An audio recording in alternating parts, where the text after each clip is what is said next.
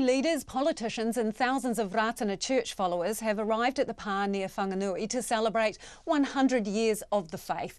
Tomorrow, November the 8th, marks 100 years since the church's prophet, Tahu Pōtiki Wiremu Ratana, saw the vision which started the Ratana Church. RNZ has a team there, including our Māori News correspondent Leigh-Marama McLachlan.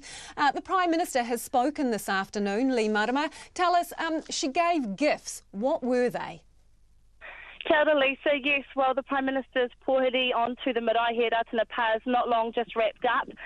She was draped in a korowai when the haukainga brought her over to their side. That's the only place that she is allowed to speak when she is on the marae.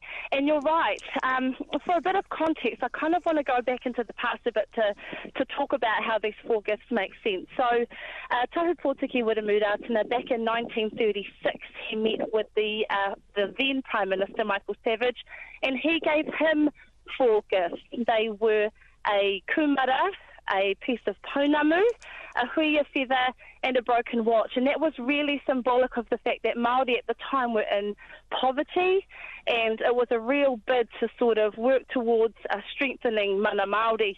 And then so today we saw the Prime Minister get up and reciprocate that and give her own four gifts back to the people of Ratana. The first one was an announcement that she'd made earlier today of a $1.9 million government investment into a papakainga housing development here. So that money will go towards improving infrastructure so that they can build 26 houses at the pā here. The second gift was a Bible, and she talked about how that symbolised the shared values, the shared Christian values that she held with the Ratana people. Leigh-Marama, sorry to interrupt, that gift of the Bible, that was very personal, wasn't it? Because it was her own copy.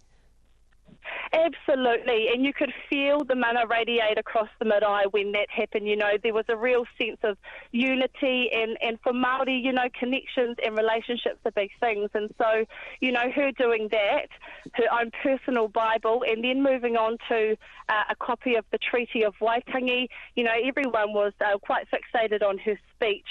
She said she would honour the Treaty of Waitangi. That was the symbolism of handing that over as a gift.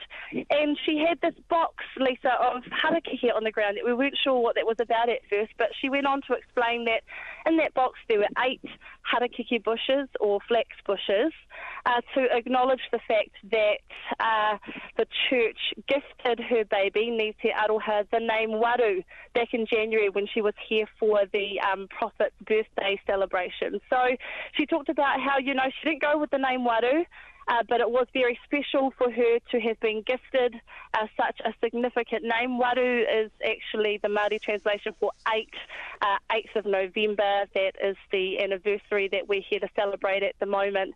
But she talked about, that being a really moving thing for her. And the harakeke was Baby Neve's thank you to them for that.